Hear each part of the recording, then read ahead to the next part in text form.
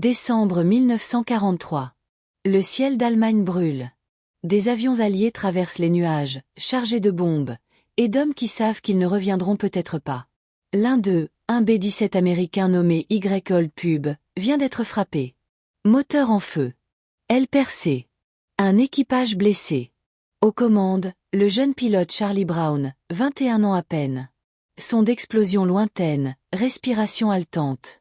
L'avion perd de l'altitude. Charlie serre le manche, le sang sur les doigts. Autour de lui, ses hommes crient, certains ne répondent plus. Mais il tient bon. Parce que rentrer, c'est tout ce qui lui reste. Quelques kilomètres plus loin, un pilote allemand décolle. Son nom, Franz Stigler. A de la Luftwaffe.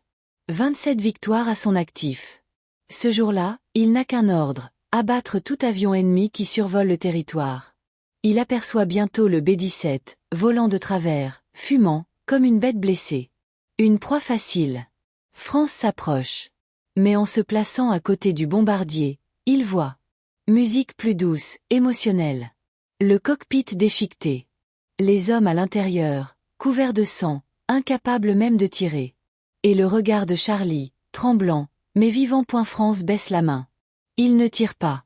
Dans sa tête, une phrase résonne, celle qu'un ancien lui avait dite. Si tu descends un homme sans défense, tu n'es plus un pilote. Tu n'es qu'un meurtrier. Alors, au lieu de tuer, il décide de protéger. Il se place à côté du B-17, elle contre elle. Les deux avions ennemis, côte à côte, dans le silence du ciel. Les mitrailleurs allemands les regardent, stupéfaits. Franz fait signe à Charlie de continuer, de voler vers la mer. Il l'escorte, jusqu'à la frontière. Charlie réussira à rentrer en Angleterre. Des années plus tard, il racontera cette histoire, mais personne ne le croira vraiment. Ce n'est qu'en 1990, presque 50 ans après, qu'il retrouvera Franz Stigler. Les deux hommes pleureront. Pas comme ennemis, mais comme frères. Dans la guerre, il y a des monstres. Mais parfois, il y a aussi des âmes qui refusent de se perdre. Et ce jour-là, dans le ciel glacé de décembre 1943, deux ennemis ont prouvé qu'au-delà de la haine, l'humanité pouvait encore voler.